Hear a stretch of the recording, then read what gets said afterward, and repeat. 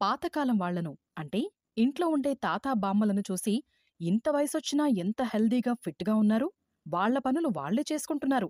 నిజంగా ఆ రోజుల్లో తిన్న తిండి వల్లే కాబోలు ఇప్పుడు కల్తీ ఫుడ్ తిని మనం హెల్త్ పాడు చేసుకుంటున్నాం అని అనుకుంటారు చాలామంది.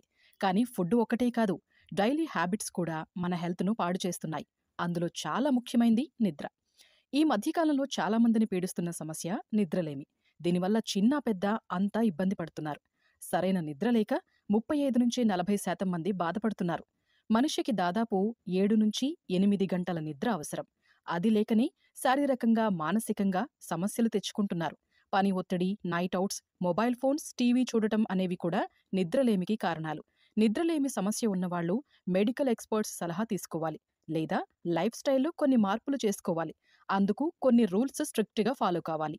సరైన నిద్ర లేకపోతే అలసట, చికాకు, ఒత్తిడి, గ్యాస్ట్రిక్, డైజెషన్ సమస్యలు, బద్ధకం, ఏకాగ్రత లేకపోవటం, యాంగ్జైటీ, డిప్రెషన్ల బారిన పడటం ఖాయం. అంతేకాదు, ఒబెసిటీ, స్లీప్ యాప్నియా వచ్చే అవకాశం ఉంది. అలా కాకుండా ఉండాలంటే కాగ్నిటివ్ బిహేవియర్ థెరపీ చేయించుకోవాలి. దీనివల్ల నిద్రలేమి లక్షణాలు, యాంగ్జైటీ, డిప్రెషన్ పోయి మంచి నిద్ర పడుతుంది. నిద్రపోయే ముందు ఆల్కహాల్, కెఫిన్ తీసుకోవడం మానాలి. డాక్టర్ సలహాతో మందులు వేసుకోవాలి. నేటికి అనేక కారణాలతో నిద్రలేమి సమస్యల్ని ఎదుర్కొంటున్న వారు చాలామంది. కొన్ని ఇంటి చిట్కాలను పాటించడం వల్ల ఈ సమస్య నుంచి త్వరగా బయటపడొచ్చు. ఆర్థిక పరిస్థితులు, ఆరోగ్య కారణాలు, వర్క్ టెన్షన్, ఇంకేదైనా సిచ్యువేషన్, ఇవన్నీ కూడా చక్కని నిద్రని దూరం చేస్తున్నాయి. అనేక ఆలోచనల కారణంగా నేటి జనరేషన్ నిద్రలేమి సమస్యను ఎదుర్కొంటున్నారు. అయితే కొన్ని ఇంటి చిట్కాలను పాటించడం వల్ల ఆ సమస్యను దూరం చేసుకోవచ్చు. ఒకానొక రోజున మీరు నిద్ర లేవగానే ఏ కారణం లేకుండానే మీకు చికాకుగా అనిపించటాన్ని గమనించారా? ఇలా సంవత్సరంలో కేవలం 2 లేదా 3 సార్లు జరిగినా సరే, మీరు నిద్రపోయే ముందు కొన్ని పనులు తప్పకుండా చెయ్యాలి. అది చాలా ముఖ్యం.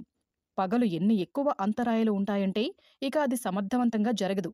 కానీ మీరు ఒక నిర్దిష్ట విధంగా నిద్రలోకి జారుకునే అలవాటు ఉంటే, ఉదయాన్నే అసలు ఏ కారణం లేకుండానే చెప్పలేని చిరాకుతో నిద్ర లేస్తూ ఉంటే దానర్థం మీరు రాత్రిపూట సరిగ్గా నిద్రపోవటం లేదని.